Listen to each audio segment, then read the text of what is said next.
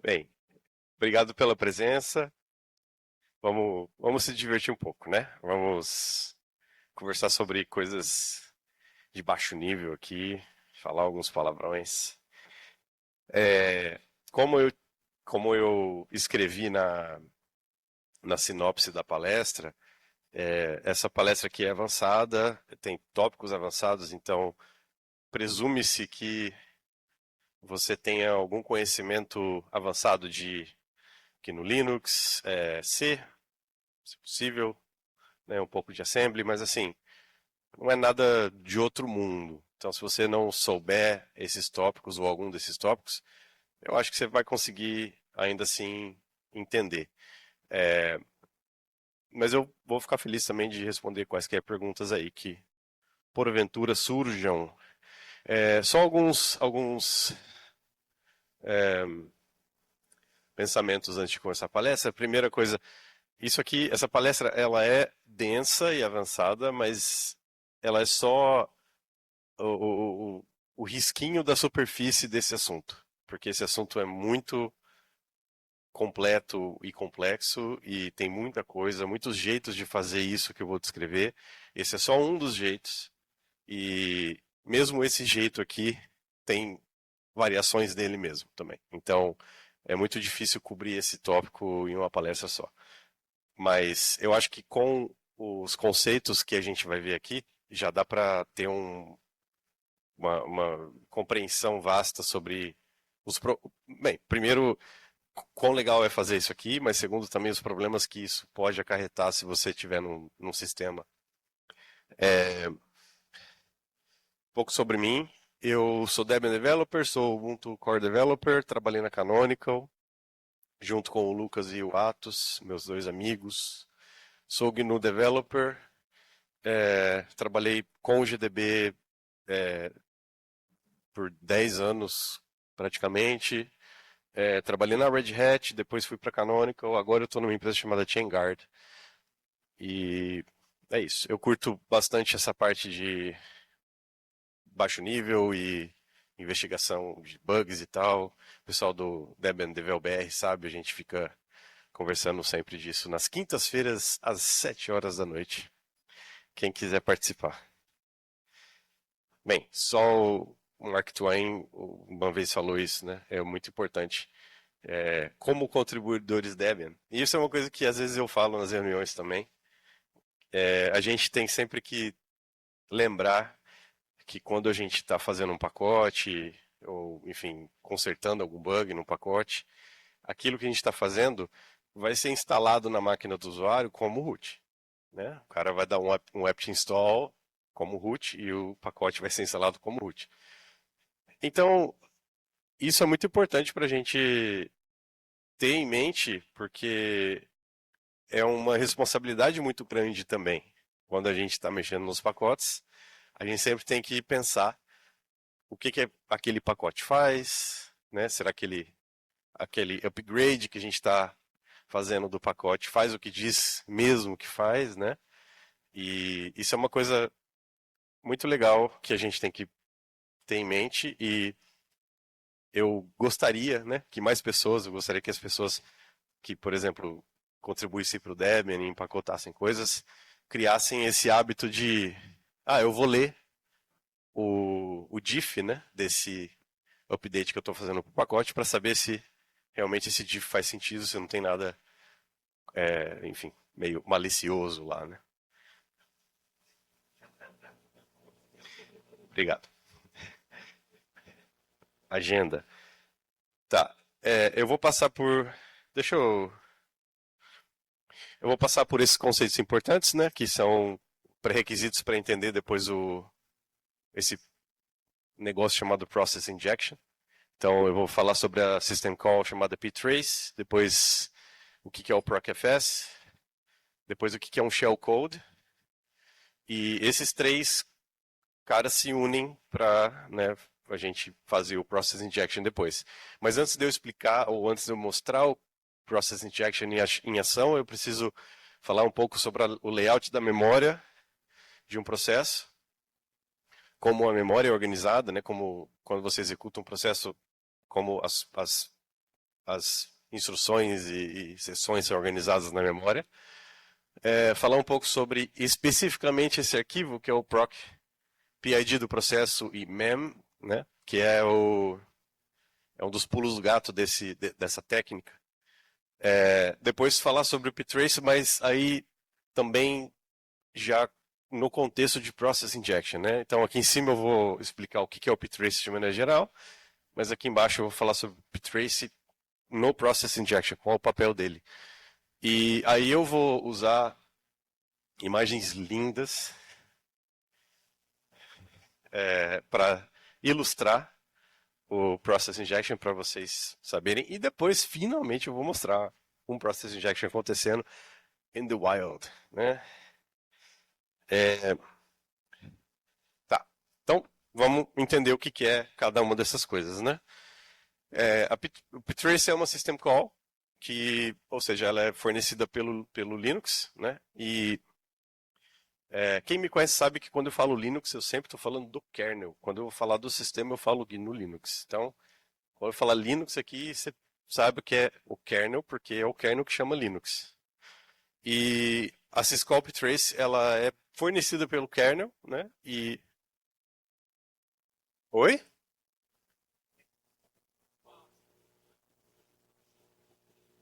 Eu não entendi, desculpa.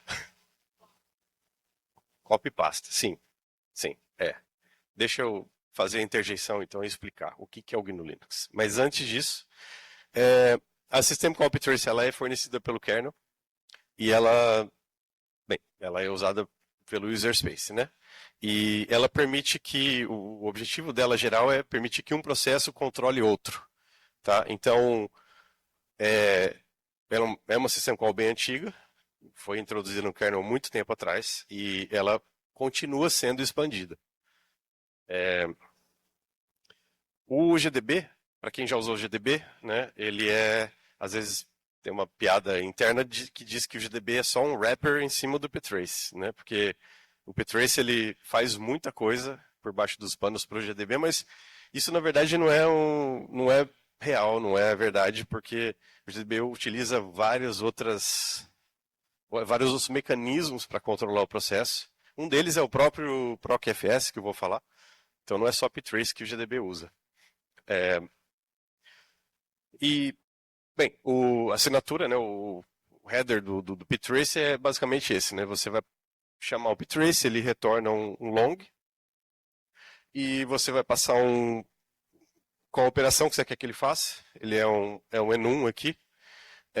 Você passa o PID do processo que você quer controlar. Você passa esse endereço que, dependendo da operação, isso aqui vai ser nulo, ele não vai ter efeito nenhum, porque não precisa. E você passa dados a mais para essa operação, que, de novo, dependendo da operação, esse data aqui vai ser simplesmente nulo e inutilizado. Né? O primeiro argumento, ele é o truque mesmo, né? Porque ele é o que fala o que você quer que o ptrace faça. E tem várias coisas que o ptrace pode fazer por você. Não faz café, mas faz o resto. Por exemplo, o que aconteceu aqui? Peraí. Talvez eu tenha que. Tá, beleza. Ainda dá para ler, né? Tá. Por exemplo, você tem essas operações aqui, são operações bem interessantes. Você pode passar um pick text ou poke text, e isso vai falar para o ptrace ler ou escrever, né? Dados na memória do processo. Mas, de novo, quando eu estou falando do processo, estou falando do processo que você está controlando, não do processo que está chamando o ptrace. Tá? Então, o ptrace ele controla outro processo. Do mesmo modo, você pode obter os valores dos registradores de um outro processo e pode também alterar os valores dos registradores desse outro processo. Então, tudo isso pelo seu processo, alterando o outro processo. Aqui você já começa a ver a parada de injection se delinear, porque já começa a perceber, então dá para você manipular essas coisas e tal. A primeira operação, o workflow de um ptrace é o seguinte, né? coloquei um exemplo aqui. Você sempre vai dar um ptrace attach no começo. Esse ptrace attach ele é obrigatório, né? Você vai fazer o attach nesse outro processo e isso vai parar esse outro processo. Então, o kernel faz esse attach, né? Ele marca esse outro processo como traced pelo seu processo e ele para esse outro processo. Então, ele fica esperando. E aí, o que você quer que eu faça? E aí você pode utilizar qualquer operação do ptrace. No caso aqui, por exemplo, eu estou usando o getRegs, né? Então eu vou pegar os registradores desse outro processo, vou salvar nessa struct aqui, que, enfim, é só um exemplo, esse struct foi declarado antes, mas vou salvar aqui. Como eu disse, nesse caso aqui do getRegs, o data não vai ser utilizado, então você passa null, beleza? E aí aqui você consegue, quando o ptrace retornar, você tem os registradores desse outro processo, do outro PID, salvos aqui. E aí você pode fazer Deus e o mundo aqui, né? E assim, de novo, o GDB faz isso por baixo dos panos para muitas coisas, tá? Quando você, por exemplo, o GDB tem um comando inforegs, né? Que ele mostra os registradores do processo que está sendo debugado. E é exatamente isso aqui. É getRegs, pega os registradores e printa na tela. Enfim, tem várias coisas aí. A manpage do ptrace é muito bem escrita, muito legal de ler, tem muita coisa interessante lá. Recomendo que vocês leiam se vocês tiverem mais curiosidade sobre o que é ou como usar. Alguma dúvida sobre o ptrace? Tá. Procfs. Procfs é um sistema de arquivos, né? É o /proc, né? A gente chama ele de Procfs porque é assim que o Linux chama ele lá nos internals, mas ele é exposto para você como /proc, né? Então você vai dar um cat em algum arquivo, você vai dar um cat /proc alguma coisa, sei lá, status, entendeu? Você consegue obter via sistema de arquivos informações sobre processos que estão rodando no seu sistema. É muito, muito massa. Isso aqui é uma das é, é, embodiments daquele conceito Unix de que tudo é um arquivo, né? Então aqui você tem exposto via arquivos no seu sistema, você tem informações live de como o kernel está encarando ou executando o seu processo, o seu programa. Tem muita coisa interessante, né? Dentro desse diretório específico, né, do /proc o PID do seu processo que você quer verificar. Então, por exemplo, alguns arquivos legais. Se você quiser saber quais são as variáveis de ambiente que foram ou que estão definidas durante a execução do processo PID, tem esse arquivo que é o environ. Se você quiser saber informação sobre o processo, status. Se você quiser ver para onde linka os file descriptors que o processo abriu.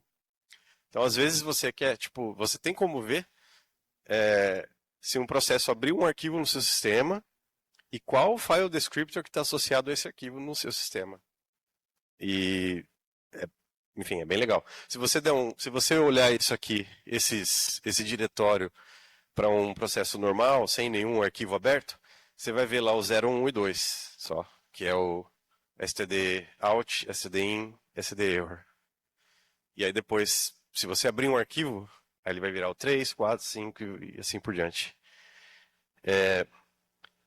Se você quiser saber o mapeamento da memória virtual do processo, tem essa informação lá também. São todos arquivos de texto, tá? Então você pode dar um cat neles, e é assim que a gente geralmente usa. Você dá um cat nesses caras aqui, você consegue ver e ler o conteúdo deles. E o procpgmem, que é o que a gente vai usar depois, né? Que é o acesso direto à memória virtual. Isso aqui é uma parada que quando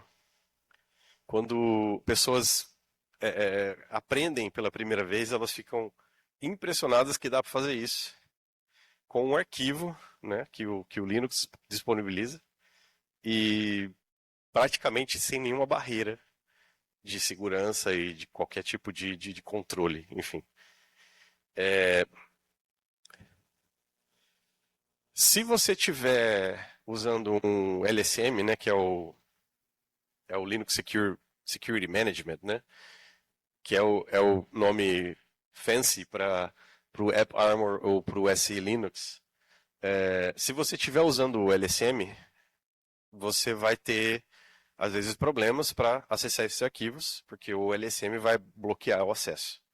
Mas isso é o máximo que a gente tem hoje em dia para bloquear esses acessos, além do, obviamente, do permissão de arquivo, né? Mas isso é muito interessante, sabe? Porque, por exemplo, se você instala um Debian zerado, ele, apesar dele vir com o AppArmor, mas o AppArmor não vem habilitado, pelo menos nas instalações que eu faço. E eu não preciso me preocupar nada com segurança aqui, eu consigo acessar esses arquivos sem problema. E, novamente, tem uma manpage super bem escrita, também pelo pessoal do Linux, Linux manpage, enfim. É um pessoal que tem um projeto de escrita de manpages que é muito legal se você abrir a ProcFS, ela está na seção 5 das manpages, tem uma explicação sobre cada arquivo e é muito legal.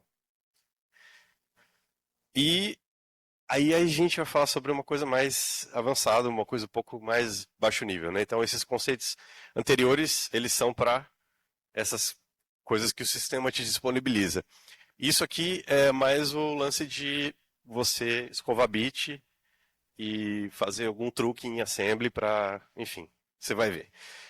O shell code é o nome que a gente dá para representação textual em C, né, de uma string em C, de um código de máquina, tá? Então, só um exemplo, esse código bem complicado aqui, ele, se você compilar ele no GCC, mas compilar com a flag "-s" maiúsculo, ele vai gerar o assembly da compilação. Esse assembly vai ser mais ou menos isso aqui, né? Isso aqui, na verdade, eu compilei o binário mesmo e depois eu usei o object-dump para pegar o disassembly dele. E aí eu peguei a porção do object-dump que se refere a esse código, né, que é isso aqui. Se você sabe ler um pouco mais de assembly, você vai perceber que eu compilei sem otimização aqui, sem nada de otimização. E foi por querer que eu fiz isso, tá? Se você tiver interesse em saber por quê, é super interessante. Não vou falar aqui, mas depois eu posso explicar. E aí, o que interessa para a gente são esses exes aqui, que são que é a representação em hexa do código que a gente está vendo aqui. Então, o shellcode nada mais é do que você transformar esses hexas em uma string com hexas em C, que é contra barra x, quer dizer que os próximos dois caracteres vão ser números hexa, e você vai só simplesmente transliterando aqui, né? Vai EB048345, blá blá blá blá. Isso aqui é um shellcode, tá? Isso, quando a gente fala de shellcode, a gente está falando disso aqui. Escrever isso aqui é uma arte. É muito legal. E tem muitas coisas, tem muitas nuances super interessantes na hora de você escrever isso aqui. Por exemplo, vou falar uma.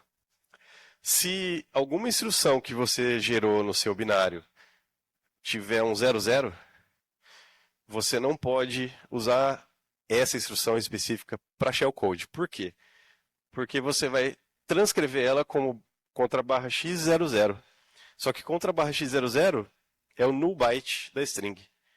Então, quando você for escrever o shellcode na memória do outro processo, ele vai parar no null byte e não vai continuar. Então, o que você tem que fazer? Você tem que achar uma outra instrução, ou às vezes você tem que usar, tipo, desmembrar essa instrução em duas, três, que não contenham esse 00 no meio dela, para você conseguir transcrever ele de maneira que você não pare a execução. É bem massa, mas, enfim, como eu falei, é uma arte mesmo.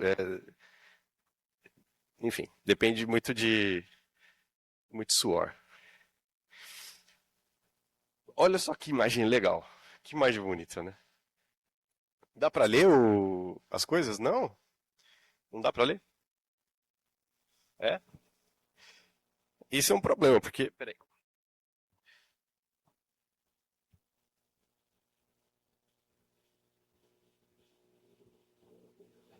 Tá. Eu tive que reduzir a letra pra aumentar a imagem, eu não sei por quê. É, enfim, queria agradecer a Ju por ter feito essas imagens todas. A Ju também, que foi a ganhadora do concurso da logo da DevConf 2025. Está aqui.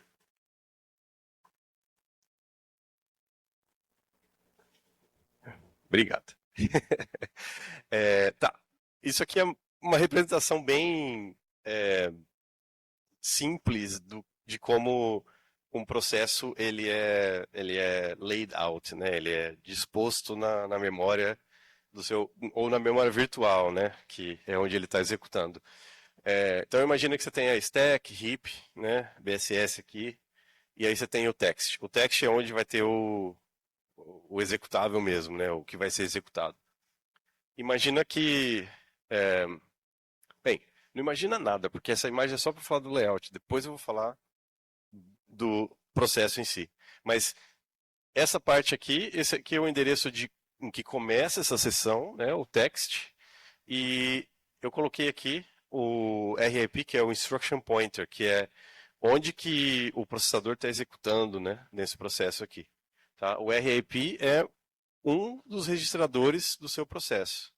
Né? Cada processo tem um conjunto de registradores, cada processo vai ter um RIP específico, no caso o nosso está apontando para essa instrução aqui, que é uma instrução qualquer, tá? É, continuando, peraí. O que que... Vamos falar especificamente sobre Process Injection, né? Então, aquele arquivo que eu falei, que é o proc PID mem, ele é um arquivo muito interessante porque ele oferece acesso completo à memória virtual do processo. Então você pode ler e pode escrever no arquivo. Então você vai usar, quando você está programando em C, você vai usar as funções de escrita e leitura de arquivo, sabe? Você vai dar um fopen nele, você pode dar um fseek nele para procurar um endereço de memória específico e você vai dar um fwrite, fread nele e ele vai fazer essa leitura como se fosse um arquivo, mas o kernel vai saber que isso aqui é o processo, né, a memória virtual do processo. E, de certo modo, não só eu, muita gente acha que esse arquivo e a falta de permissões que a gente tem ao acessar ele, né, é, pode ser considerado uma vulnerabilidade de segurança. Porque, igual eu falei, você pode ler e escrever qualquer coisa na memória. Então, por exemplo, esse é o output que você vai ter se você der um cat no proc self maps, né? O self é um nome especial que o Linux suporta para se referir ao processo que está rodando isso aqui. Então, ele vai pegar o PID do cat, né? E se você der um cat proc self maps, você vai ver que esse o text, né, do processo, aquela seção de texto, ela é essa aqui. Como é que eu sei que ela é essa aqui? Bem, primeiro que ela se refere ao cat, segundo que ela é a única seção aqui que tem um read, o bit de read, o bit de execute e o bit de protected. Só que o bit de write está apagado. Então, isso quer dizer que o Linux considera que essa seção, que é o text, você não pode escrever nela. Tá? Se você tentar dar um. É, se você como processo, né? Você vai tentar escrever na sua seção text, o Linux te barra. Escrever de dentro no código em C e tal. Mas quando você escreve usando o proc PID mem, você pode escrever nela. E o Linux não faz nada, ele deixa você fazer isso. E por isso que eu digo, né, que... e outra coisa, né? Se você vê que o bit de write está apagado aqui, mas o bit de write está aceso no proc self-mem, né? Que é exatamente isso que eu falei. Ele deixa você escrever na região de memória completa, mas ele teoricamente barraria você se você tentar escrever na região do text.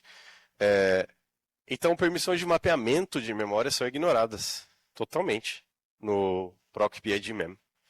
E o interessante é que tentou-se corrigir essa vulnerabilidade algumas vezes no Linux, e o máximo que se conseguiu foi o ano passado, em 2024. O Linux finalmente implementou um controle bem rudimentar para você desabilitar a escrita no proc self-mem. Então, para você fazer isso, você tem que bootar o Linux com uma opção específica via parâmetro de kernel mesmo, sabe? Então é um boot, você tem que mudar lá o seu grub CFG, colocar esse parâmetro extra e botar ele, que aí ele vai habilitar. E isso foi só ano passado. Antigamente se tentou restringir mais essa escrita de modo universal, e aí o problema é que isso quebrou várias ferramentas que hoje usam. Então é aquele tipo de coisa que, enfim, foi implementado de um jeito vulnerável, não se deu talvez uma atenção devida na época, as pessoas começaram a fazer programas que utilizam dessa vulnerabilidade para coisas legítimas, por exemplo, tem programas que fazem JIT, né? Que é você introduzir código executável na execução do processo do programa para ele ser executado mais rápido. E esse JIT é feito escrevendo no proc.pid mesmo. Então, assim, é muito doido, porque aí quando o Linux tentou fechar, esses caras quebraram. E aí, se você conhece o Linux um pouco, você sabe que o que ele abomina é quebrar user space, então reverteu a mudança e, como eu falei, o que tem hoje no máximo é esse suporte rudimentar. E para falar do ptrace, mas com esse foco em process injection, né? O lance do ptrace é que, igual eu falei, ele oferece você a possibilidade de acessar a memória e registradores também do processo-alvo. Então, quando você... Bem, na real, assim, o exemplo que eu vou mostrar, eu não estou usando o ptrace para acessar a memória. Eu estou usando o proc.pid.mem. Por quê? Porque eu quis um exemplo que usasse as duas técnicas. Mas como eu disse, esse exemplo ele poderia ser reescrito de outras formas. Por exemplo, eu posso modificar a memória pelo ptrace e os registradores pelo ptrace. E aí eu não preciso do proc.pid.mem. E eu posso modificar a memória e os registradores pelo proc.pid.mem também. E aí eu não preciso do ptrace. Então, o meu exemplo usa os dois, mas você não precisa usar os dois necessariamente. É isso que é legal também. E como brinde, né, porque a gente usa o ptrace, se você lembra, a hora que eu falei que a hora que você dá um ptrace attach no processo, ele para o processo-alvo. E isso é importante para a gente, porque a gente quer que o processo-alvo esteja parado para a gente sobrescrever parte da memória dele, para a gente depois dar um continue nele para ele continuar a execução. Né? Que, na verdade, a gente vai sobrescrever parte da memória, alterar o instruction pointer para apontar para a nossa sobrescrita e falar, agora você continua.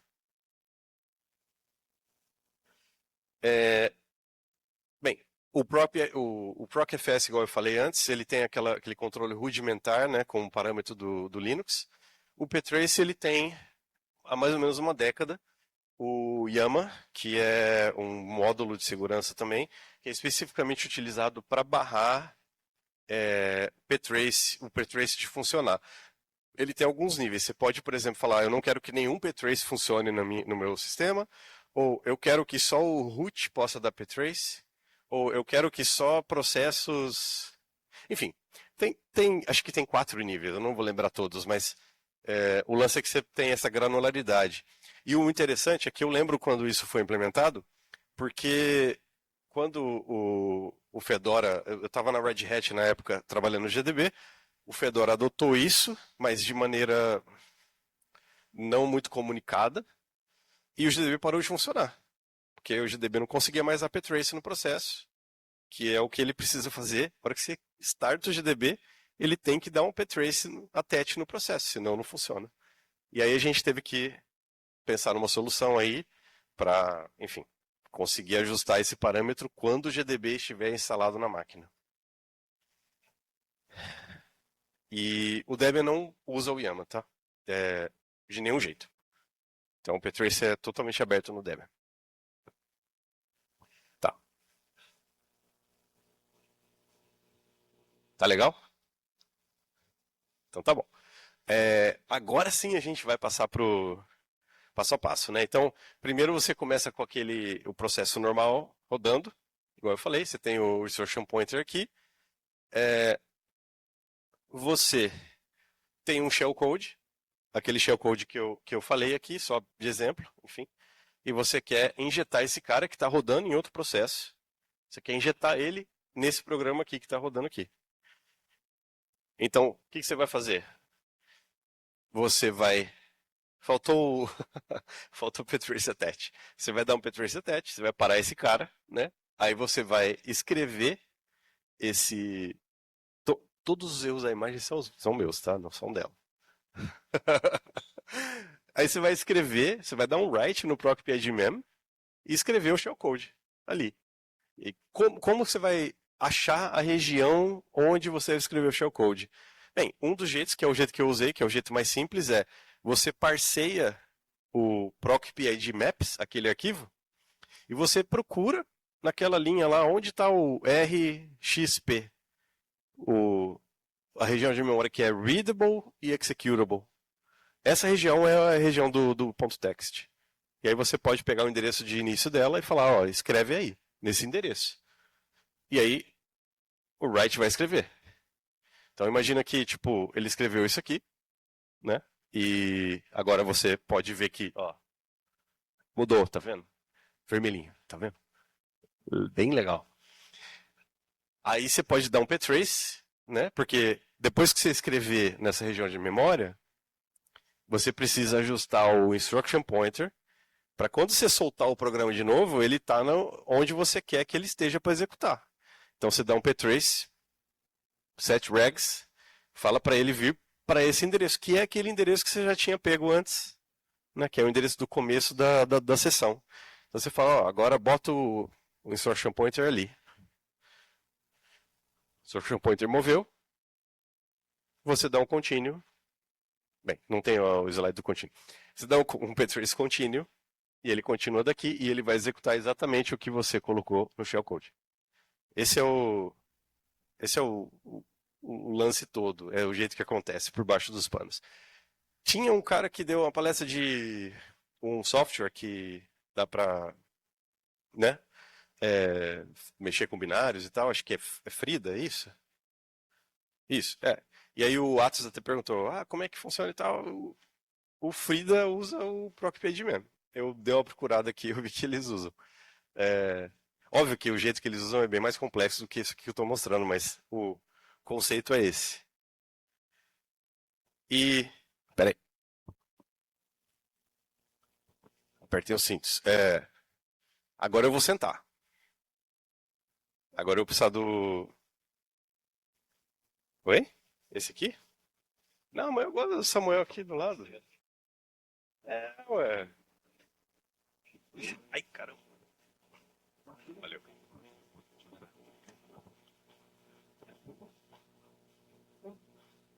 Eu gosto do Samuel aqui. É... Tá, como exemplo aqui, ó, eu vou usar o Vim para mostrar um pouquinho de código só, tá? Eu não vou mostrar muito porque, ó, tem bastante código aqui, né? Eu tenho esse código do exemplo.c que eu vou mostrar agora, que é bem simples. Ele só faz um loop e fica dormindo de 1 em 1 segundo. E para facilitar, eu imprimo o PID dele aqui, só para eu depois poder dar um inject nele, né? É nele que eu vou dar inject. Aí eu tenho o main.c e o resto é tudo o programa de injection, né? Então, eu tenho o main.c, que tem um shellcode aqui, tá vendo? Esse contra barra x90 contra barra x90 é super interessante também. De novo, é uma arte, né? E quando você para o processo com ptrace, o processo pode estar executando uma system call. Quando você dá um ptrace contínuo, o kernel ele tem que garantir que essa system call seja resumida de maneira segura, ou enfim. O que que ele faz? Ele retorna o instruction pointer duas casas.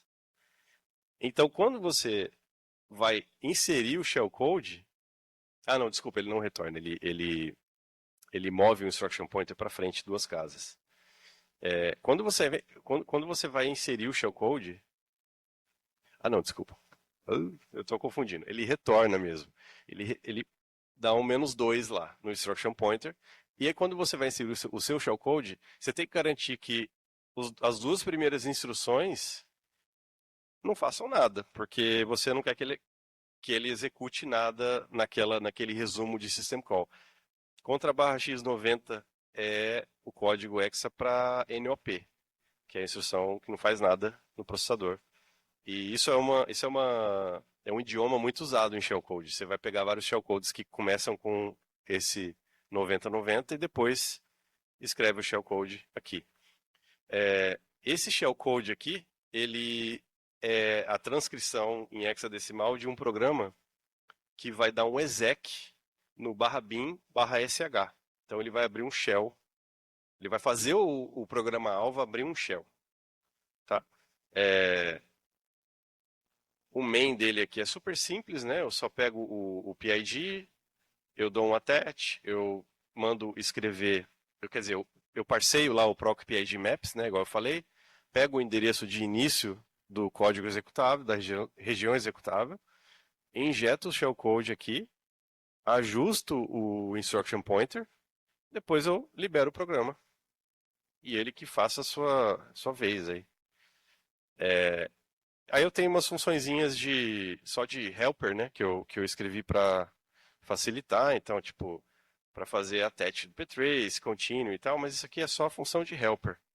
E o, o cerne do negócio é, de novo, essas escritas, tanto no procpyed mesmo, quanto escrita via ptrace dos registradores do processo. Então, a hora que eu começo o... peraí, eu tenho que compilar. A hora que eu começo o programa, 11h52 o PID, ele está lá dormindo tranquilo, né? Antes de começar, eu quero mostrar que eu estou rodando o bash aqui, né? Tá? Então, esse shell aqui que eu estou rodando é o bash. Então, 11h53 o PID. Do outro lado, né? Eu tenho o meu programa inject, que ele só pega um PID e aí ele faz a mágica dele. Então, 11h53 fez o inject e aqui esse cara abriu um shell. E aí, se você verificar aqui, ele deu o exec no bin.sh, então eu não estou rodando bash. O programa, o exemplo, ele deu um exec ve /bin/sh e eu tenho um shell agora aqui, tá? Esse é o exemplo que eu preparei, mas valeu. Tem vários outros tipos de coisas bem legais que dá para fazer, só que é um assunto muito complexo. Eu fiquei algumas horas tentando preparar um exemplo um pouco mais rebuscado para vocês, que faria assim, você tá com o SSHD rodando, né, o daemon SSH, você consegue dar um inject nele na função que captura a senha do usuário. Desculpa.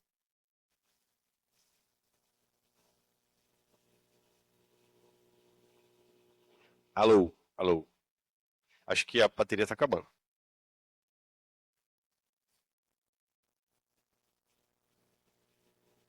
Não? Sim? Oi? É. É. Eu aqui também.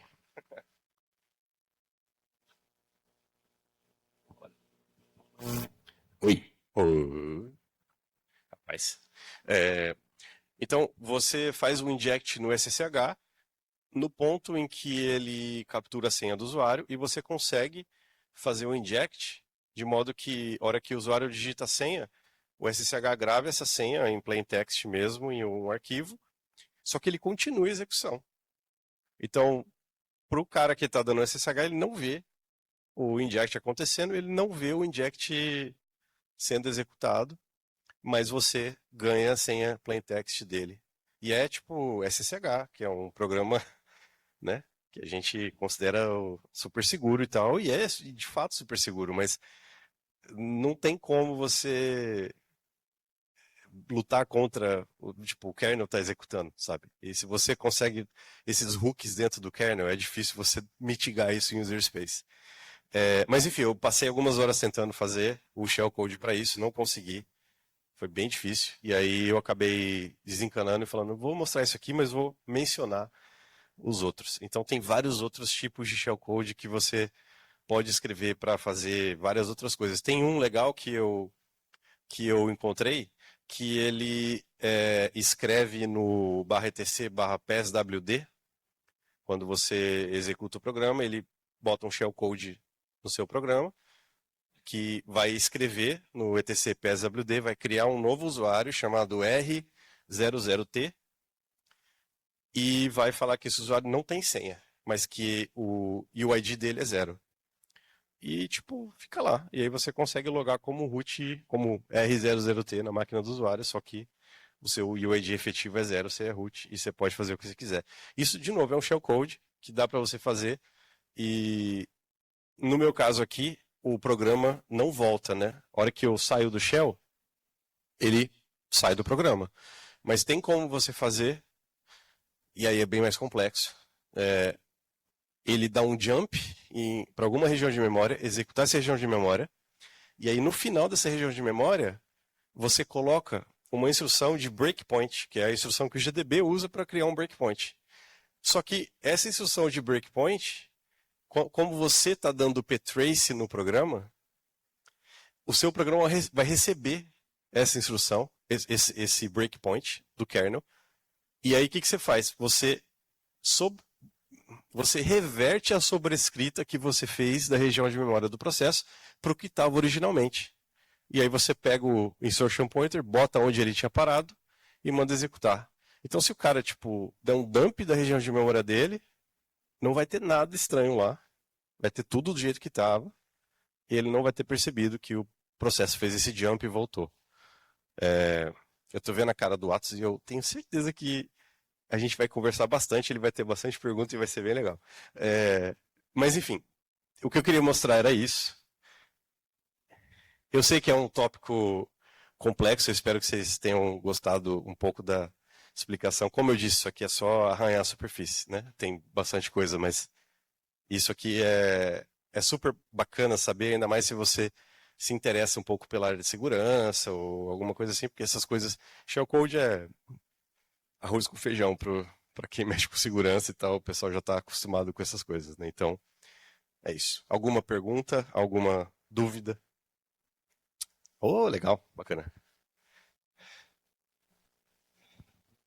Testando. Vou Oi, fazer uma pergunta rapidinho, depois fala eu aí. passo. Na verdade, eu tô muito chocada, assim, do jeito que você me mostrou, parece realmente muito fácil hackear o sistema. É isso mesmo? É fácil assim? E se é fácil assim, por que que a gente não escuta falar vários casos? Ou é porque usuários do sistema são muito cuidadosos? É porque os usuários são super cuidadosos e todos são excelentes. É, assim, é fácil assim, tá? Eu só precisei escrever aquele código, eu não precisei modificar nada do sistema, nenhum parâmetro de kernel, de sysfs, procfs, qualquer coisa. Eu só escrevi o código, rodei o código e funciona. De novo, as restrições que a gente tem são permissões de arquivo, então se você não está como root, você só vai conseguir injetar código num outro processo rodado pelo seu UID, né? Você não vai poder injetar código no SSHD, por exemplo, porque ele roda como root. Se você está usando, por exemplo, um AppArmor, SE Linux da vida, que é o padrão nessas distribuições mais utilizadas aí, Ubuntu e Fedora, Fedora não, mas o RHEL, né, no Enterprise, ele já te protege disso. Então, processo não consegue escrever lá mesmo rodando como root. E se você tiver o YAML habilitado, você não consegue dar o ptrace. Se bem que o YAML geralmente, mesmo quando ele está habilitado, eles só habilitam essa restrição do ptrace para usuários que não são root. Então você conseguiria dar o ptrace ainda como root e fazer esse esquema aqui que eu rodei como root. Mas sim, é fácil assim e tipo, você não precisa fazer nada. No Debian, por exemplo, igual eu falei, que não usa YAML e cujo AppArmor vem sem essa restrição ou desabilitado, você não tem nenhum impedimento de fazer isso aqui. Por que as pessoas não usam mais? Igual eu falei, tem muita ferramenta que usa, né? Mas muita ferramenta de desenvolvimento, né? Mas não tem, ou pelo menos assim, eu acho que exploits que utilizam disso aqui, porque na real eu não sei por quê, assim, eu também fiquei pensando nisso. Depois eu vou pensar mais, Nídia, eu te falo. Obrigada.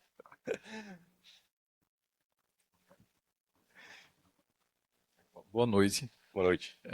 Eu gostaria de saber o que você falou em relação às senhas. Isso também ocorre em relação às chaves?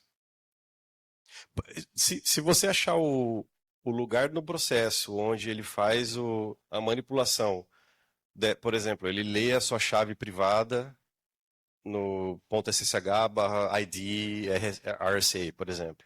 Se você achar o lugar no processo onde ele faz isso, você injeta um shellcode lá, dá para fazer também, porque você consegue basicamente alterar qualquer região de memória do processo, né? O truque aí é porque é difícil achar a região de memória onde acontece aquilo, porque você precisa ter uma assinatura muito específica de instrução de máquina para saber, putz, é aqui que essa função começa, porque você vai estar lidando com instrução de máquina só, não vai ter nem disassembly para você lá, né? Então, eu acho que esse é um dos desafios também, né? É você conseguir fazer um programa que seja genérico, que consiga escanear a região de memória de modo a detectar algumas assinaturas de código de máquina que falem, esse código aqui, ele representa aquela função. Então eu sei que a função começa nesse endereço aqui, sabe? Então eu vou sobrescrever isso aqui. Mas se você achar isso, dá para fazer. Perfeito. Muito obrigado. Beleza. Ai, ai, ai.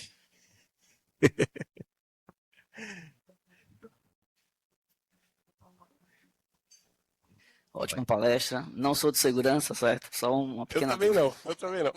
Então, assim, essa parte que você mostrou, né? A parte de controlar outros processos, eu vejo bem a parte de escalonamento de privilégio, né? Isso. Você tá de usuário normal, vai para root, ou enfim. Mas, vendo pelo lado de um atacante, por exemplo, você não tendo acesso físico à máquina, que aí dá para fazer tudo isso, dificulta bastante, por exemplo, você fazer um shell reverso. A não ser que você, sei lá, coloque um pacote que já esteja com uma determinada, um shellcode lá, que você consegue usar o ptrace da sua parte e abrir um shell reverso. Mas, partindo desse ponto, né?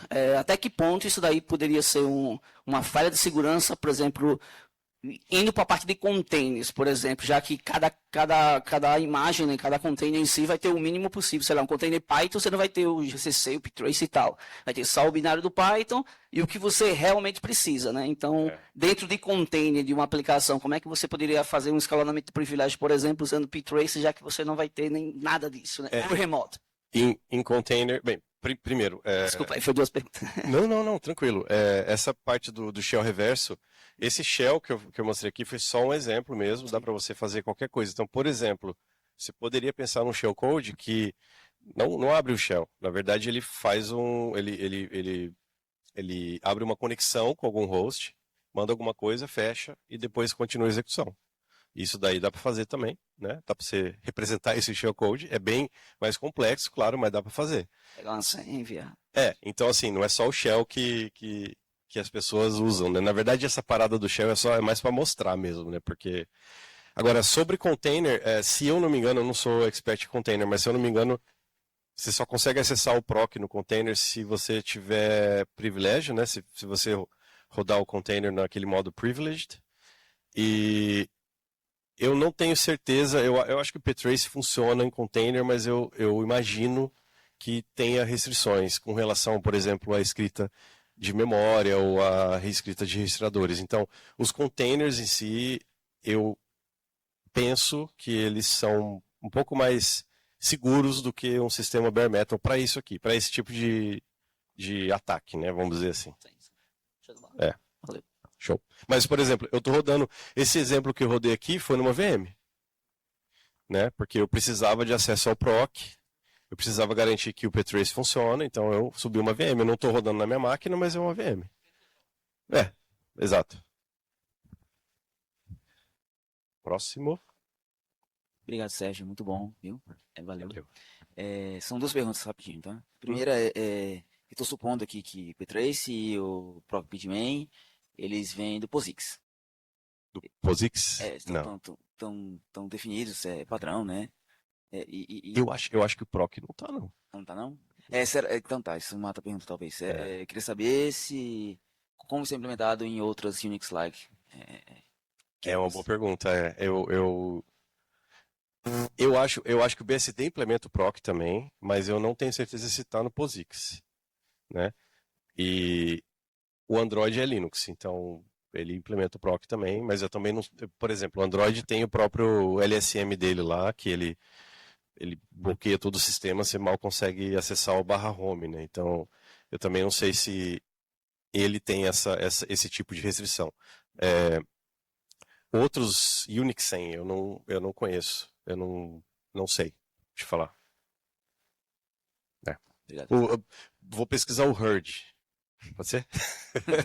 Obrigado. A segunda pergunta, desculpa se for muito boba, mas você falou que o ptrace, o GDB, ele precisa do ptrace para rodar. É uma das primeiras coisas que ele faz, eu suponho, porque é o que vai parar o processo. Né?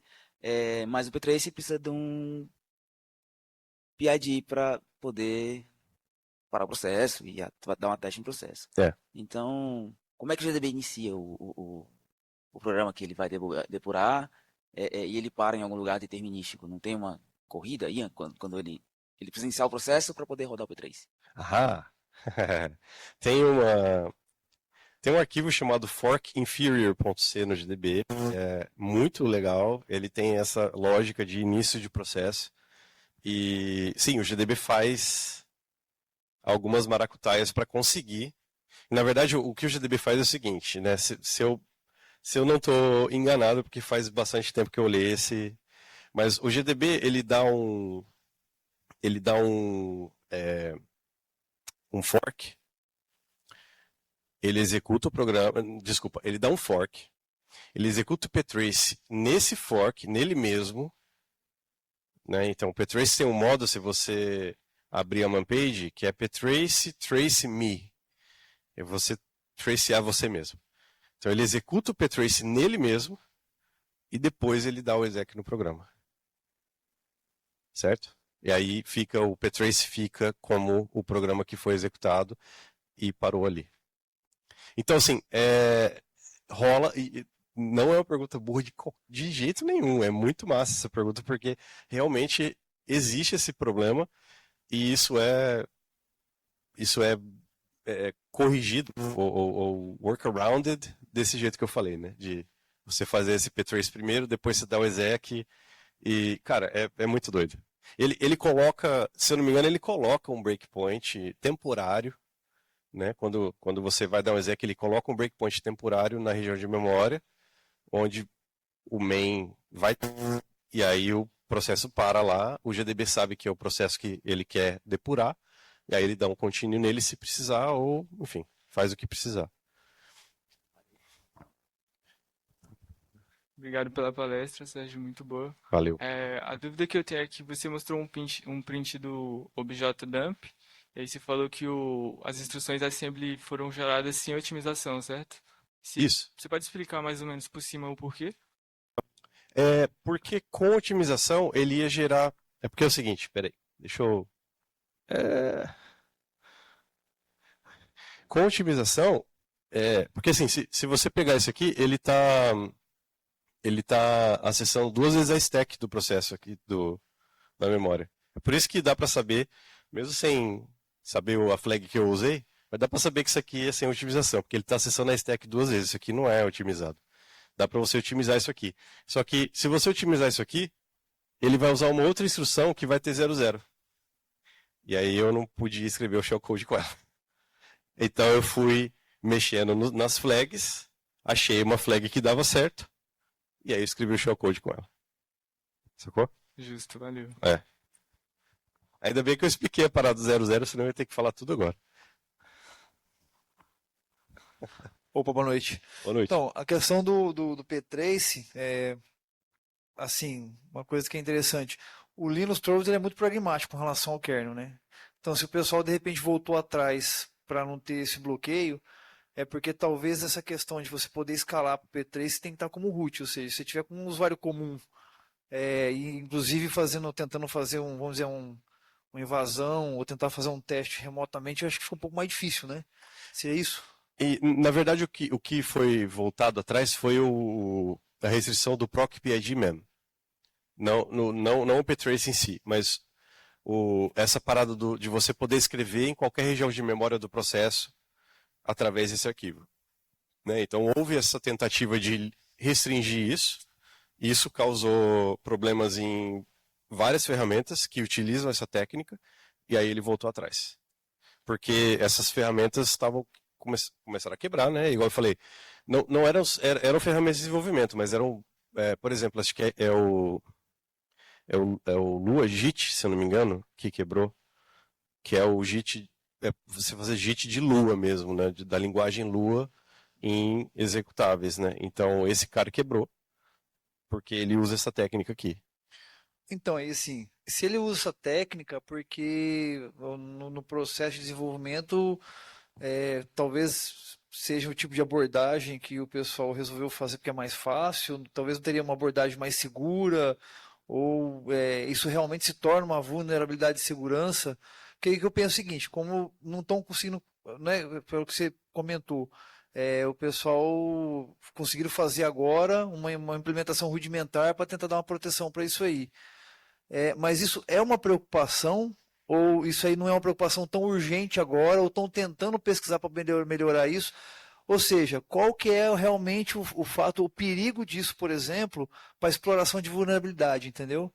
Porque é usado como ferramenta de desenvolvimento, o pessoal usa isso aí, inclusive? Sim, mas é aquela coisa de assim, é uma ferramenta, e aí você usa ela, pode usar ela para o bem ou para o mal, né? Sim, uhum. E o GDB usa ptrace para debugar, outras pessoas usam ptrace para fazer, enfim, injection.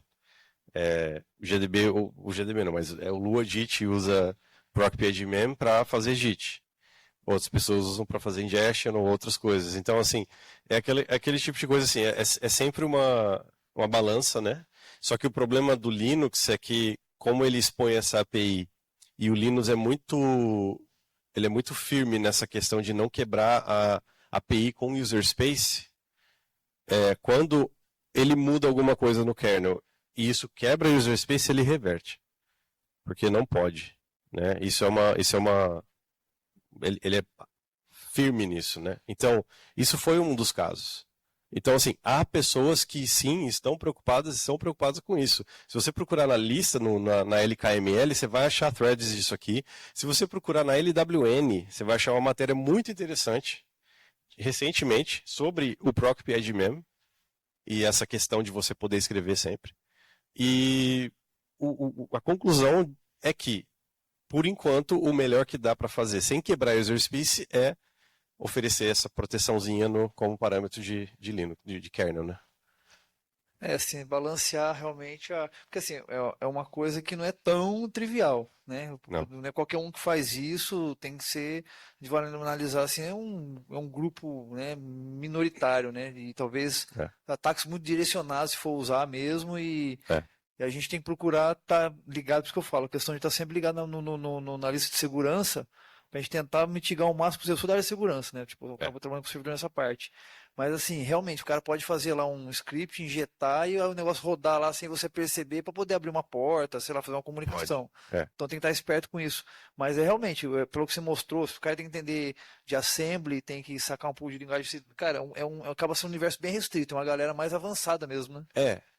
Acaba sendo, mas assim, tem gente que faz. E eu acho interessante notar, por exemplo, a questão do XZ que aconteceu ano passado, né?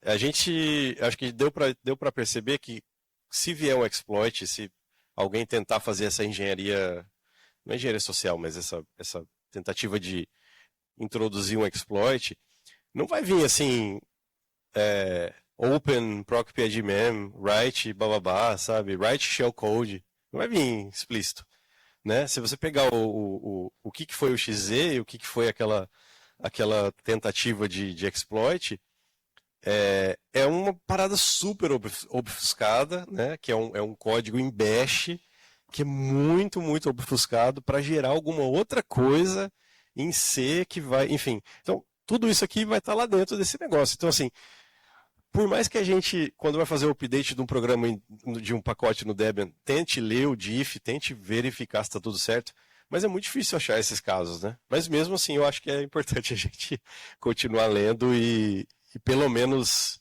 entender, ou tentar entender o que está sendo alterado, né? Fala aí, Elenide. É uma pergunta técnica aí. Você comentou, né, do ptrace, comentou do proc.pidmem. Uma coisa que não ficou claro para mim.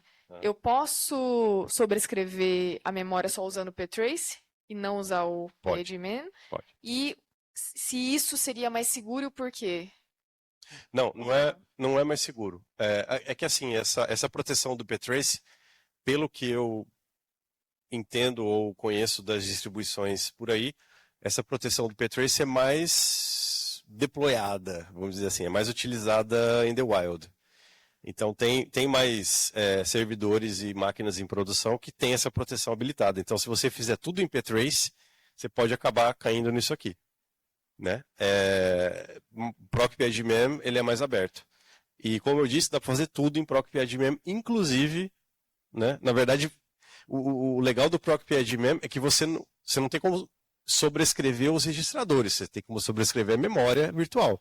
Mas então como é que você faz? Bem, você faz o injection, coloca o código binário lá, e aí você sabe onde começa, que endereço começa. E aí você, no final do código binário, você faz um jump para esse endereço. Então você não precisa reescrever o RIP, né? O Instruction Pointer. Você sabe onde ele está, porque dá para pegar pelo proc.pid também. Então você sabe onde ele está, você só coloca um jump lá onde ele está. E aí ele vai pular para onde você botou o shellcode. Não precisaria ter o processo de attach continuo. Não. Aí você usaria um kill sig stop da vida e depois, enfim, sig count da vida lá e ele vai. Dá para fazer.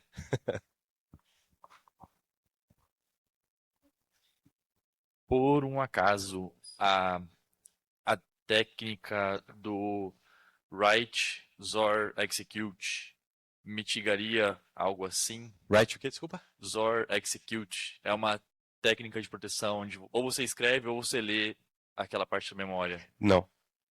Você consegue escrever qualquer coisa no proc.pidmem. Porque assim, eu não queria entrar nessa parte mais técnica de como o kernel manipula a memória quando você escreve pelo proc.pidmem, mas é quase como se o kernel ele bypassasse qualquer tipo de proteção que você tem na memória e no mapeamento de memória. Ele emula uma MMU dele, ele não usa do sistema. Ele tem controle de tudo, né? Ele sabe tudo, ele sabe onde está a memória, sabe o que tem. Então ele emula uma MMU para pegar a página que você pediu no proc.pidmem. Ele escreve aquela página e bota de volta. E ninguém vê. Quer dizer, ele vê, né? Mas... Legal. Então, assim, essas proteções, elas são úteis em outros exploits, mas pro proc.pidmem é uma parada que ainda assim você consegue escrever. E tem vários posts na internet que também falam sobre o proc.pidmem e falam sobre essa dicotomia, vamos dizer assim, que é de um lado você pode usar para coisas legais, mas do outro lado, porra, velho, não sabia que dava pra fazer isso, sabe? Igual ele falou.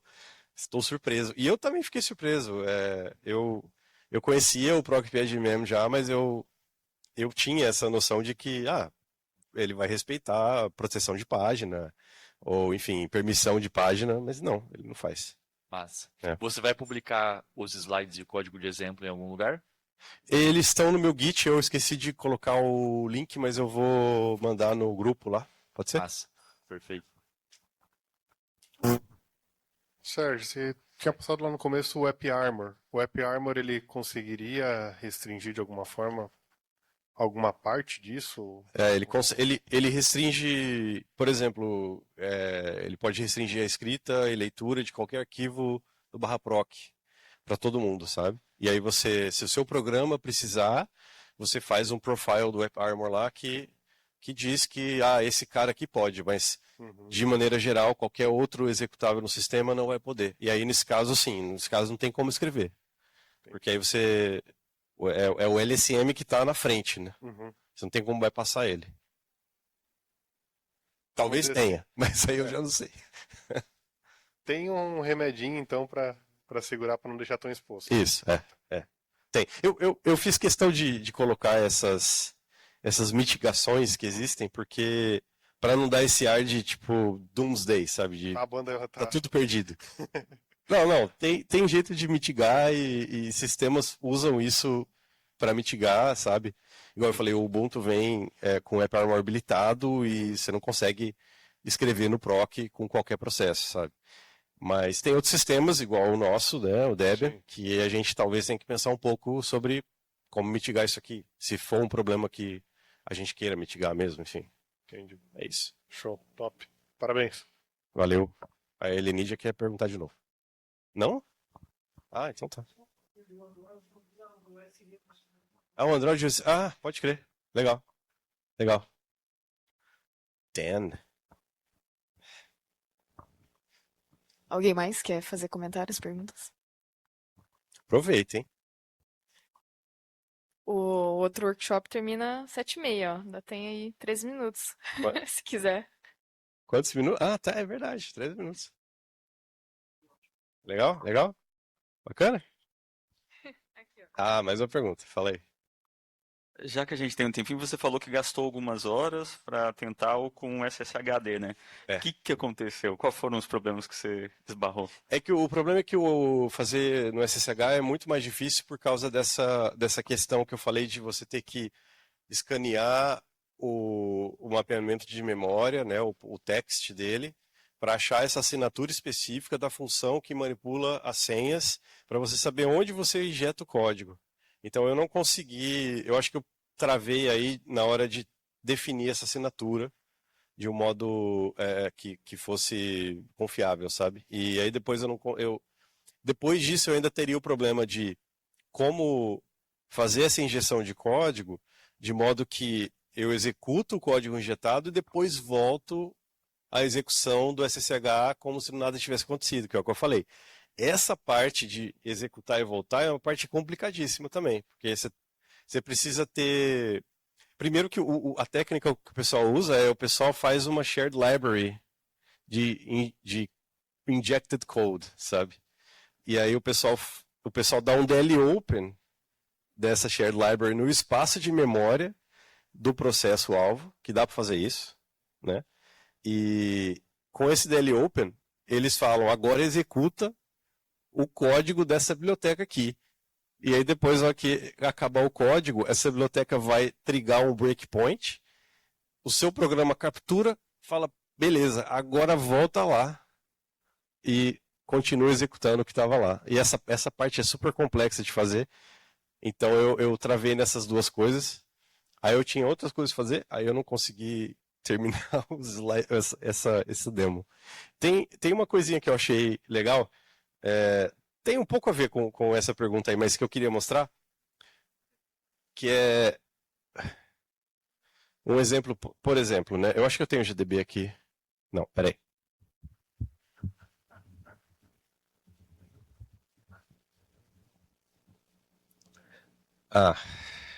Tá.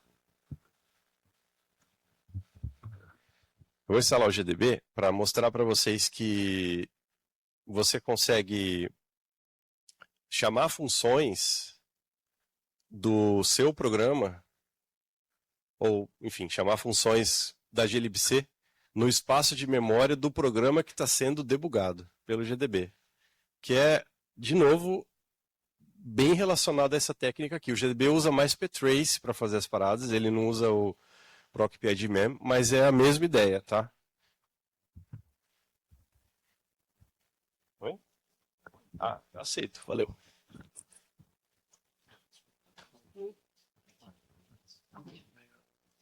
Então, eu tenho o programa que eu estou executando aqui.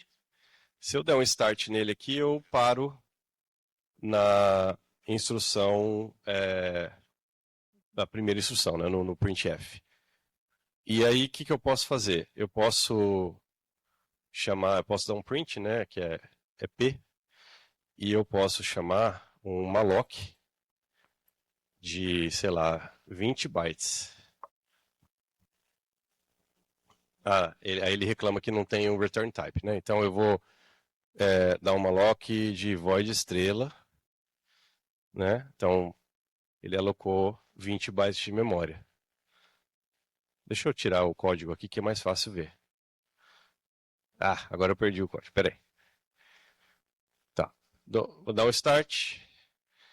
Aí eu vou dar um print, void estrela, malloc, 20. Aloquei 20 bytes de memória, certo?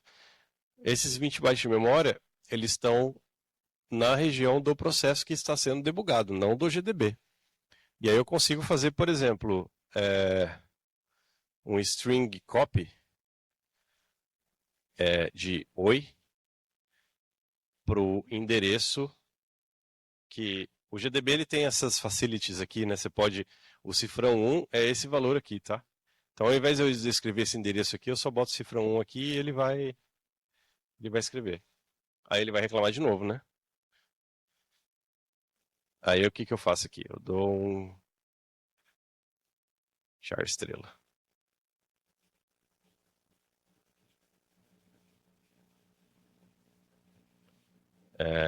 Calma aí. Acho que é o contrário.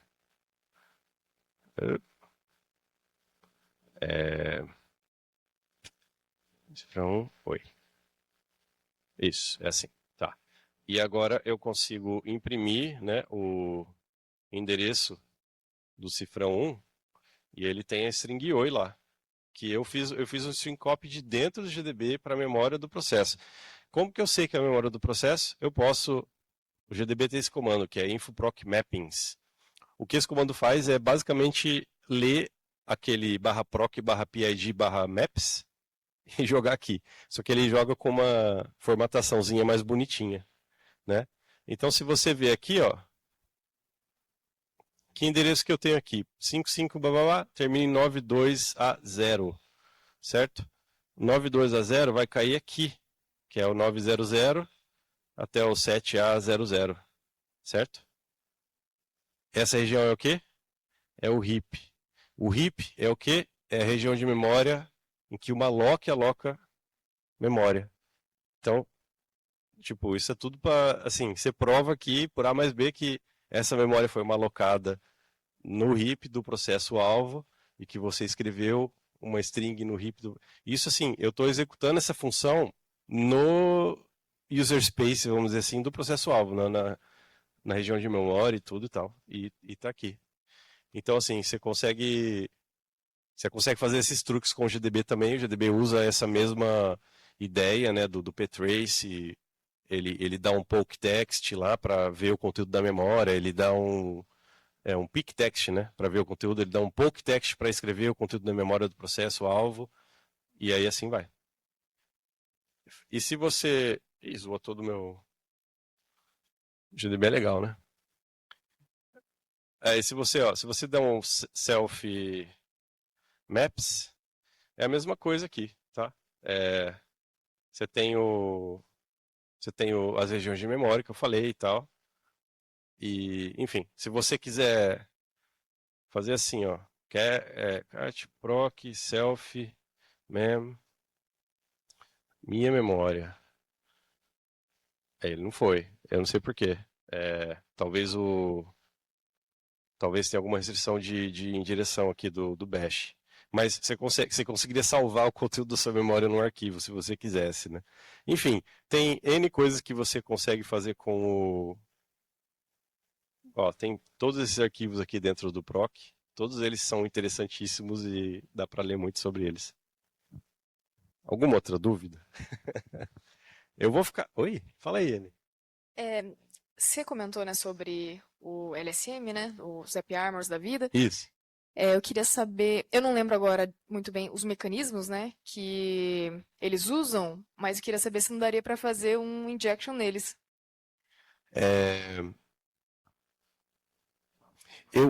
Eu acho que não, porque eles rodam no kernel space, né? Pelo menos a parte que faz realmente o controle de acesso e tal, roda no espaço de kernel, e aí você não tem como escrever do user space lá. Então eles têm essa proteção, né? Faz sentido? Você que é do kernel, Eu lembro que tinha vários mecanismos em kernel space, mas eu não sabia o quanto isso era 100%. Aham. Eu acho que a lógica, o grosso do negócio está lá no kernel, então não tem como.